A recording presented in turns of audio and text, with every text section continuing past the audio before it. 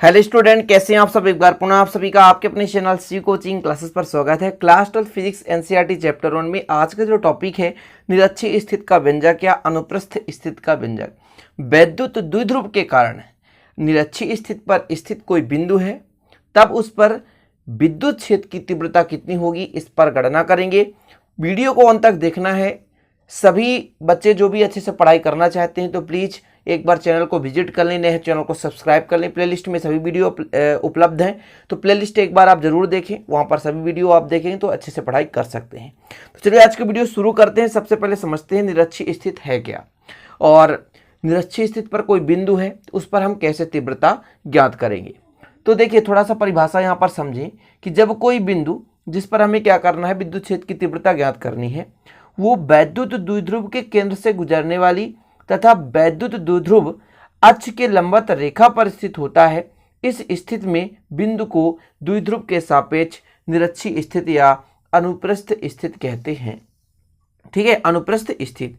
थोड़ा सा डायग्राम बनाते हैं। जैसा कि हमने कहा, द्विध्रुव मतलब दो ध्रुव होना चाहिए। जैसे यहाँ पर एक बिंदु है जिस पर मान के चलते हैं कौन सा आवेश है, प्लस क्यू आवेश, और एक बिंदु ऐसा है जिस पर माइनस क्यू आवेश है। तो यहाँ पर मान के चलते हैं B है, और यहाँ पर मान के चलते हैं आपके पास A है। यहाँ पर आपके पास माइनस क्यू आवेश है और यहाँ पर आपके पास प्लस क्यू आवेश है। ठीक है, इतना क्लियर। अब इन दोनों को मिलाने वाली रेखा ये हो गई, ठीक, और इसके मध्य बिंदु से, ये मध्य बिंदु है मान लीजिए, इस रेखा मध्य बिंदु से खींची गई रेखा पर एक बिंदु है, मध्य बिंदु से खींची गई रेखा एक पर एक बिंदु है, जिसे हम क्या कहेंगे, निरक्षीय स्थिति। ठीक है, फिर से समझने की कोशिश करें। जब कोई बिंदु, इसको मान के चलता हूं P, जब कोई बिंदु है ना वैद्युत द्विध्रुव के केंद्र, जैसे केंद्र है, केंद्र से गुजरने वाली रेखा या द्विध्रुव अक्ष के लंबवत रेखा पर स्थित होता है, तब इस बिंदु को हम कहते हैं क्या, द्विध्रुव के सापेक्ष निरक्षीय स्थिति के बिंदु। ठीक है, क्लियर, समझ गए। जब कोई बिंदु जिस पर हमें क्या करनी, तीव्रता ज्ञात करनी है, वो कहां पर स्थित हो, द्विध्रुव के केंद्र से गुजरने वाली रेखा या द्विध्रुव का लंबार्धक रेखा इस रेखा पर स्थित होता है प्यारे भाइयों, तब उसे हम कहते हैं, उस बिंदु को द्विध्रुव के सापेक्ष निरक्षीय स्थिति या अनुप्रस्थ स्थिति कहते हैं। क्लियर, इतना समझ गए। अब बात करते हैं प्यारे भाइयों कि यदि माइनस है तो इसकी जो दिशा होगी किस डायरेक्शन पर होगी। ठीक है, थोड़ा सा दूसरा कलर यूज करते हैं। तो ये अपना हो गया, यहां पर ऐसा मिला दें। इस माइनस के कारण इसकी जो दिशा होगी इधर होगी, है ना, क्योंकि प्यारे भाइयों प्लस में क्या है, बल रेखाएं निकलती हैं, लेकिन माइनस में प्रवेश करते, इसलिए इसकी डायरेक्शन इधर होगी। यदि इसकी डायरेक्शन देखी जाए प्यारे भाइयों, इसकी डायरेक्शन, तो इसकी डायरेक्शन इधर होगी, मतलब इसकी तीव्रता इधर की हो जाएगी, है ना, और इसकी तीव्रता इधर की हो जाएगी। ठीक, यदि इस पर अपन देखते हैं कि परिणामी, तो यदि दो अक्षों पर देखें, परिणामी तो इधर होगा, और जब इसको दो अक्षों में विभाजित करेंगे तो एक ऊपर की ओर जाएगा, है ना, और यहां पर यदि कोण थीटा बनेगा तो यहां पर भी कोण थीटा बनेगा। ठीक, क्लियर। अब जो A है, इसके कारण मान के चलते हैं यहां पे जो तीव्रता है वो E1 है, E1 है। ठीक है, क्या है, E1 है। इसके कारण जो तीव्रता क्या होगी, E2 होगी प्यारे भाइयों। ठीक, और इसी प्रकार यदि परिणामी तीव्रता की बात की जाए इधर, वो होगा E, क्या होगा, E होगा। ठीक, इतना क्लियर हो गया। थीटा कोण बनाते हुए रखा गया है, तो यहाँ पर थीटा मान के चलते हैं, यहाँ पर थीटा मान के चलते हैं, इनके बीच की दूरी r मान के चलते हैं, और दोनों आवेशों के बीच की दूरी 2a मान के चलते हैं। शॉर्टकट में समझाने की कोशिश कर रहा हूं प्यारे भाई। निरक्षीय स्थिति है क्या, जब कोई बिंदु द्विध्रुव अक्ष के केंद्र से गुजरने वाली रेखा पर स्थित होता है, तब उस बिंदु को द्विध्रुव के सापेक्ष निरक्षीय स्थिति कहते हैं। सिंपल है ना, कुछ भी नहीं है। थोड़ा सा वीडियो लंबा होगा क्योंकि ऐसे व्यंजक ही हैं प्यारे भाइयों, बस आसानी से आपको समझने की जरूरत है और कुछ नहीं। ठीक है, चलिए इतना क्लियर हो गया कि दो बिंदु है आपके पास, है ना, A और B, इस पर माइनस क्यू और A पर प्लस क्यू आवेश स्थित है। इसके मध्य बिंदु O से, है ना, लंबार्धक स्थित रेखा पर r दूरी पर एक बिंदु P है, जिस पर हमें क्या करनी है, विद्युत क्षेत्र की तीव्रता ज्ञात करनी है। ठीक, इसका जो दिशा है E1 है, इसका जो दिशा है A2, मतलब इसकी परिणामी इधर E2 होगा, और टोटल दोनों का परिणामी कितना हो जाएगा, E हो जाएगा। दोनों का जो बीच कोण बन रहा है मेरे भाइयों, यहाँ पे थीटा और यहाँ पे थीटा बन रहा है। ठीक है, अब थोड़ा सा मैं आपको बता देना चाहता हूं कि जैसे आप लोगों ने पढ़ा होगा एक त्रिभुज, ये आपके पास एक त्रिभुज है, ये आपके पास त्रिभुज है, ये कोण थीटा बन रहा है, मतलब यहां से यहां पे कोण थीटा बन रहा है, ठीक है, ये कोण थीटा बन रहा है। इसको दो घटकों में यदि वियोजित करना चाहें, कोण के सामने वाले भुजा को क्या बोलते हैं प्यारे भाइयों? लंब। तो लंब हमेशा साइन से डिनोट होता है और जो आधार होता है वो कास से डिनोट होता है। मतलब जब हम यहाँ पे एक त्रिभुज बनाएंगे प्यारे भाइयों, तो ये अपना लंब बन, जैसे यहाँ पे कोण है मान लीजिए, तो इसके सामने वाली भुजा क्या कहलाएगी? लंब कहलाएगी। तो ये लंब, तो ये भी लंब होगा। फिर से समझने की कोशिश करें, आप लोग थोड़ा सा कंफ्यूज हो सकते हैं। जैसे कोण है, इसके सामने जो भुजा होगी वो लंब, मतलब ये साइन, ठीक है, तब ये बनेगा कास। इसी प्रकार इसके लिए बात करें तो इसके सामने वाली भुजा लंब होगी, लेकिन ये बनेगा आधार यानी कास, यानी इसके भी क्षेत्र में एक कास और इसके भी क्षेत्र में एक कास। समझ रहे हैं ना? यानी यहां पर भी कास और यहां पर भी इसके कारण भी कास, यानी 2 कास हो जाएगा। ठीक है, क्या हो जाएगा? 2 कास हो जाएगा। ये आगे चलकर समझ में आएगा, यहां पर अभी आपको समझ में नहीं आया, कोई दिक्कत नहीं। अभी आपने यहां पर यह समझा कि निरक्षीय स्थिति या अनुप्रस्थ स्थिति क्या है कि मान लीजिए एक द्विध्रुव है और द्विध्रुव के मध्य बिंदु से एक लंबवत रेखा खींची गई है, तब उस पर एक बिंदु P स्थित है। उस बिंदु को ही हम द्विध्रुव के सापेक्ष निरक्षीय स्थिति कहते हैं, या वह बिंदु जिस पर हमें द्विध्रुव के सापेक्ष विद्युत क्षेत्र की तीव्रता ज्ञात करनी हो, वो द्विध्रुव के लंबार्धक पर स्थित हो, तब उस बिंदु को हम द्विध्रुव के सापेक्ष निरक्षीय स्थिति कहते हैं। क्लियर? अब बात करते हैं गणितीय व्याख्या की। तो थोड़ा सा इसमें गणितीय व्याख्या के साथ साथ प्यारे भाइयों माना लिखना पड़ता है कि अपन मान के क्या चलते हैं। जैसे मान के चलते हैं ए बी एक वैद्युत द्विध्रुव है जो -q और +q आवेश से मिलकर बना हुआ है और लंबार्धक पर r दूरी पर एक बिंदु P है, r दूरी पर एक बिंदु P है जिस पर हमें तीव्रता ज्ञात करनी है। देखिए, ज्यादा हिंदी लिखने की आवश्यकता नहीं, यदि आप ज्यादा हिंदी लिखोगे उतना ही परेशान होगे। शॉर्टकट हिंदी लिखना है क्योंकि आपको गणितीय व्याख्या निकालना है। तो मैं यहां पर आपको बता देना चाहता हूं कि माना ए बी एक वैद्युत द्विध्रुव है जो +q और -q आवेश से मिलकर बना हुआ है। ए बी क्या है? वैद्युत द्विध्रुव है जो +q और -q आवेश से मिलकर बना हुआ है। इसके मध्य बिंदु O से लंबार्धक r दूरी पर एक बिंदु P है जिस पर हमें तीव्रता ज्ञात करनी है। आप ये भी लिख सकते हैं कि ए बी के बीच की दूरी टोटल कितनी है? 2a है। ठीक है, अपना जितना लिखना हो प्यारे भाई लिख सकते हैं। शॉर्ट एंड स्वीट पे लिखना है ताकि हम कम समय में इस क्वेश्चन को कर पाएं। तो माना ए बी एक वैद्युत द्विध्रुव है जो +q और -q आवेश से निर्मित है ना। इसके मध्य बिंदु O से लंबार्धक पर r दूरी पर एक बिंदु P है जिस पर तीव्रता ज्ञात करनी है। क्लियर? और द्विध्रुव की लंबाई 2a है। इतना आप लिख सकते हैं कि माना ए बी एक वैद्युत द्विध्रुव है जो कि +q और -q आवेश से मिलकर बना हुआ है। द्विध्रुव के लंबार्धक पर स्थित एक बिंदु P है जिस पर हमें तीव्रता ज्ञात करनी है। इतना क्लियर हो गया। अब आप लोगों ने एक फार्मूला पढ़ा होगा प्यारे भाइयों कि मान लीजिए कोई आवेश है आपके पास, उससे r दूरी पर कोई बिंदु P है, तब उस पर हम कितना तीव्रता होता है? तो E इक्वल आपने पढ़ा होगा 1/4πε0। यदि माध्यम है तो K Q/r²। अच्छा, K क्या है? परवैद्युतांक का माध्यम का परवैद्युतांक है। Q क्या है? आवेश है। और R क्या है? R क्या है? डिस्टेंस है, यानी किसी आवेश के कितने दूरी पर हम तीव्रता निकाल रहे हैं उसका डिस्टेंस R है। ठीक है, ये आपको याद रखना पड़ेगा। जैसे इस डायग्राम में B से P तक के बीच की दूरी निकालेंगे, इसके कारण करेंगे तो A से P तक के बीच की दूरी निकालेंगे। मतलब यहां पर R का जो मान होगा B के कारण जब तीव्रता निकालेंगे तो BP होगा और A के कारण जब तीव्रता निकालेंगे तो AP होगा, क्योंकि +q आवेश की दूरी A से P होगी, -q आवेश की भी जो दूरी होगी B से P होगी, क्योंकि -q के कारण P पर तीव्रता निकाल रहे हैं और फिर +q के कारण P पर तीव्रता निकाल रहे हैं। तो ये जो डिस्टेंस R है वो डिपेंड करता है आवेश से बिंदु के बीच की दूरी, यानी जिस आवेश के परिणाम के मतलब प्रभाव के कारण उस पर हम तीव्रता निकाल रहे हैं वही डिस्टेंस यहां पर R कहलाएगा। तो हम यहां पर दो खंड लेकर चलेंगे प्यारे भाइयों, A और B, मतलब बिंदु A पर जो +q आवेश इसके कारण तीव्रता और इसी तरह से बिंदु P पर जो -q आवेश है उसके कारण तीव्रता। तो आपको लिखना है, क्या लिखना है? बिंदु A पर स्थित, बिंदु A पर स्थित +q आवेश, बिंदु A पर स्थित +q आवेश के कारण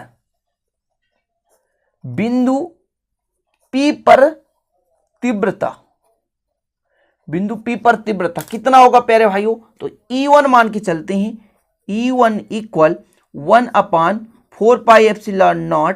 मान के चलते यदि माध्यम निर्वात या वायु है तब के हम नहीं रखते, के का मान 1 होता है और दूरी AP²।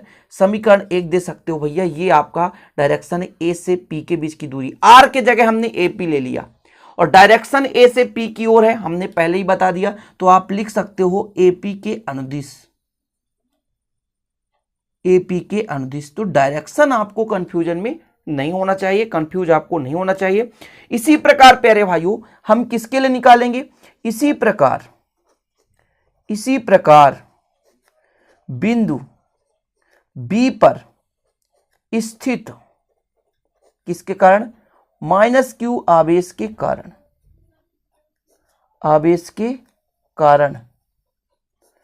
P पर तीव्रता कितना हो जाएगा प्यारे भाइयों, E2 इक्वल 1/4πε0। हम माध्यम के नहीं लेकर चलते हैं क्योंकि इसको हम मान के चलते हैं निर्वात या वायु है, तब कितना हो जाएगा Q/B से P तक की दूरी, तो BP² और समीकरण 2। लेकिन इसकी जो डायरेक्शन है P से B की ओर है, इसकी जो डायरेक्शन है P से B की ओर है, तो आप लिखोगे PB के अनुदिश। इतना हो गया, समीकरण 1 और 2 दे सकते हैं इतना। यहां पर आप डायरेक्शन दे सकते हैं भैया P से B की ओर है, निगेटिव चार्ज होने के कारण। ठीक है, अब मैं थोड़ा सा आपको पूरा डायग्राम के माध्यम समझाना चाहता हूं ताकि आप लोगों को दिक्कत ना हो सके कैसे इसको समझना है। तो यहां पर आप देखें, इस प्रकार से डायग्राम आपको दिख रहा है, इस प्रकार से,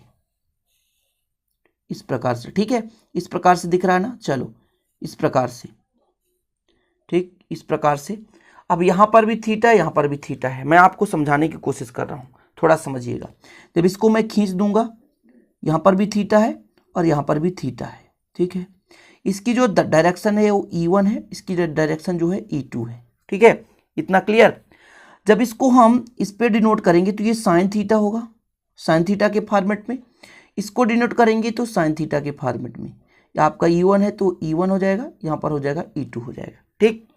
लेकिन जो ये इसका आधार है तो इसका आधार हो जाएगा E1 cos थीटा और इसके लिए भी हो जाएगा E2 cos थीटा। भैया इसके लिए भी आधार है, इसके लिए भी आधार है, इसलिए दोनों को प्लस करेंगे। अच्छा, ये एक दूसरे के अपोजिट है इसलिए निरस्त कर देंगे लिए, लेकिन ये दोनों जुड़ जाएंगे। इसलिए केवल हम परिणामी जब तीव्रता निकालेंगे तो E equal E1 cos theta plus E2 cos theta लेंगे, ठीक है। मतलब यहां पर जो परिणामी तीव्रता होगा केवल इस पक्ष के लिए होगा, क्योंकि भैया एक ऊपर की ओर और एक नीचे की ओर जब डायरेक्शन आएगा, मतलब जैसे ये E1 sin थीटा ऊपर की ओर और E2 sin थीटा नीचे की ओर आ रहा है, तो एक दूसरे को निरस्त कर देते हैं। बड़ा लंबा प्रोसेस है और ये 11th क्लास का सिलेबस है, इसलिए यहाँ पर मैं सिर्फ आपको समझाना चाहता हूँ कि एक ऊपर की ओर E1 sin थीटा होगा और नीचे की ओर E2 sin थीटा होगा प्यारे भाइयों। इसलिए केवल और केवल हम परिणामी इसके लिए निकालेंगे cos थीटा के लिए, मतलब E1 cos theta plus E2 cos theta. तो आपको ज़्यादा डिटेल हिंदी में नहीं लिखना है, सीधे डायरेक्ट आपको निकालना प्यारे भाइयों कि बिंदु P पर परिणामी तीव्रता, क्योंकि भैया घटकों में यदि वियोजित करते रहेंगे तो बहुत लंबा चौड़ा हो जाएगा और आपको कुछ वहाँ से मिलने वाला नहीं है। E बराबर E1 cos थीटा और प्लस E2 cos थीटा। अब चूंकि दोनों की दूरियां समान है तो भैया तीव्रता जो होगी समान होगी, चूंकि E1 का मान होगा E2 के बराबर, तो कोई दिक्कत है ही नहीं, आप लोगों को सीधा लिख देना है E बराबर E1 cos थीटा। अच्छा, यहाँ पर भी देखा जाए तो ये भी E1 cos थीटा हो जाएगा क्योंकि E1 और E2 दोनों बराबर हैं। अब यदि हम बात करें E बराबर तो 2E1 cos थीटा हो जाएगा। इसको आप दे दें समीकरण 3 क्योंकि आवश्यकता पड़ने वाला है, ठीक है, इतना क्लियर हो गया। अब इसी से पूरा हम निकालेंगे, पाइथागोरस प्रमेय से निकाल लेंगे, ठीक है। समीकरण 3 दे दीजिए, समीकरण 3 में मान भी रख दीजिए। समीकरण 3 में मान रखने पर जब मान रखेंगे तो कितना हो जाएगा E इक्वल भैया 2 हो जाएगा। E1 का मान होता है 1/4πε0।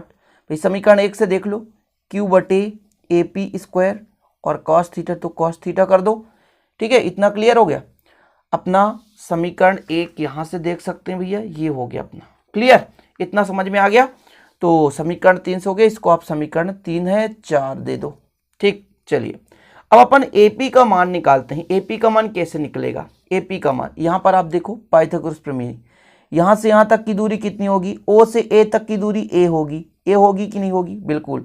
यहाँ से यहाँ 2a, तो आधा कितना हो जाएगा? ए। यहाँ ए और आर तो पाइथागोरस प्रमेय से हम निकाल सकते हैं। ठीक है, यहाँ पर आप एक त्रिभुज बना सकते हो। कैसा त्रिभुज? यहाँ पे अपना था ए, है ना, यहाँ था ओ, यहाँ था पी, बीच की दूरी आर और ए। तो यहाँ पर लिख सकते हो समकोण त्रिभुज, समकोण त्रिभुज ओ ए पी में पाइथागोरस प्रमेय से, पाइथागोरस प्रमेय से, प्रमेय से, चलो भैया, कर्ण का वर्ग यानी पी ए का स्क्वायर या ए पी का स्क्वायर बराबर लंब का वर्ग यानी ओ ए का स्क्वायर धन ओ पी का स्क्वायर, यानी प्यारे भाइयों ए पी का स्क्वायर इक्वल हो जाएगा ए स्क्वायर प्लस आर स्क्वायर। कोई दिक्कत तो नहीं, यानी ए पी का मान यदि आपसे पूछूं तो वर्ग है, इधर जाकर वर्गमूल हो जाएगा, ऐसा आएगा। ठीक, यहां पर कोण थीटा बना है, तो मैं यदि आपसे कॉस थीटा पूछूं तो कॉस थीटा का सूत्र होता है प्यारे भाइयों क्या? कर्ण बटे या आधार बटे कर्ण होता है। क्या? आधार बटे कर्ण। आधार क्या है? ओ ए है, कर्ण क्या है? ए पी है। तो ओ ए का मान ए है और ए पी का मान कितना है? Under root a square plus are square. इनका मान समीकरण किस पे रखेंगे? तो समीकरण 4 से, समीकरण 4 क्या कहता है? E equal 2 into 1/4 pi epsilon naught q बटे, ठीक है, ए पी स्क्वायर मतलब under root a square plus are square का वर्ग into cos theta, cos theta का मान होता है ए, ये क्यू है प्यारे भाइयों, a/, under root a square plus are square. कोई दिक्कत यहां तक नहीं होनी चाहिए। 1/4 पाई एप्सिलॉन नॉट को अलग कर दो, 2qa, तो 2qa इसको अलग कर दो। अच्छा, इसको बर करोगे तो बचेगा A square plus are square, और यहां पर यदि इसको देखा जाए तो A square R square power 1/2, R square power 1/2 है। इसको दोनों को जोड़ोगे तो 1 है इसका घात 1/2, और यदि जोड़ कर रखोगे तो प्यारे भाइयों कितना आ जाएगा? इसका मान आ जाएगा 2qa बटे ए स्क्वायर प्लस आर स्क्वायर का पावर 3/2, इतना आ जाएगा। यहां तक कोई परेशानी नहीं होनी चाहिए प्यारे भाइयों। अब आप द्विध्रुव आघूर्ण पढ़े होंगे कि वैद्युत द्विध्रुव आघूर्ण क्या होता है। वैद्युत द्विध्रुव आघूर्ण, तो मैं यहां पर चूंकि आपको बता देना चाहता हूं, चूंकि P इक्वल 2qa, ठीक है, चूंकि P इक्वल 2qa, ये क्या है? तो ये है वैद्युत द्विध्रुव आघूर्ण। क्या है? वैद्युत द्विध्रुव आघूर्ण, वैद्युत द्विध्रुव आघूर्ण है। ठीक है, ये वैद्युत द्विध्रुव आघूर्ण है। इसका आप वैल्यू रख दो, यहां पर आप मान रख दो भैया 2qa के जगह, तो कितना हो जाएगा? अपना प्राप्त होगा E इक्वल कितना हो जाएगा? 1/4 पाई एप्सिलॉन नॉट, ठीक है, यहाँ पर हो जाएगा P/a square plus are square और 3/2, ठीक है, इतना हो गया। यदि प्यारे भाइयों a की वैल्यू लेस देन r से, तो a स्क्वायर की उपेक्षा की जा सकती है, उपेक्षा की जा सकती है, मतलब उसे हम हटा सकते हैं, उपेक्षा की जा सकती है। तब E का जो वैल्यू होगी कितना होगी भैया? 1/4 pi epsilon not P/a square तो हट गया, आर स्क्वायर 3/2, 2 से 2 कैंसिल, यानी 1/4 पाई एप्सिलॉन नॉट P/r³। ठीक है, ये हो गया। यदि इसका मैं सदिश रूप निकालना चाहूं, सदिश रूप में, किस रूप में प्यारे भाइयों? सदिश रूप में, तो इसका जो वैल्यू हो जाएगा E equal 1/4 pi epsilon not, और आपका P जो है ये डायरेक्शन में हो जाएगा क्योंकि सदिश रूप निकाल रहे हैं बटे r³, और यही आपका भैया आंसर आ गया। निरक्षीय स्थिति के लिए जो व्यंजक है वो प्राप्त हो चुका। अच्छी स्थिति में 2p था और निरक्षी स्थिति में p है। मतलब प्यारे भाइयों, अच्छी स्थिति पे जो तीव्रता होती है वो निरक्षी स्थिति से दुगुनी होती है। यदि ऑब्जेक्टिव में आ जाए भैया कि अच्छी स्थिति की जो तीव्रता है निरक्षी स्थिति से कितनी गुनी होती है, तो 2 गुनी होती है। ठीक है, तो इस प्रकार से निरक्षी स्थिति का भी जो आपका व्यंजक है वो कंप्लीट हो चुका है। आशा और उम्मीद है कि आप लोग बारीकी से समझ गए होंगे। यदि आपको समझ में नहीं आए तो प्लीज़ कमेंट बॉक्स में कमेंट करके अपना राय जरूर बताएं कि कैसा लगा। अच्छा लगे तो लाइक कर दें और दोस्तों के साथ शेयर कर दें। चलिए मिलते हैं अगले वीडियो में। जय हिंद, वंदे मातरम।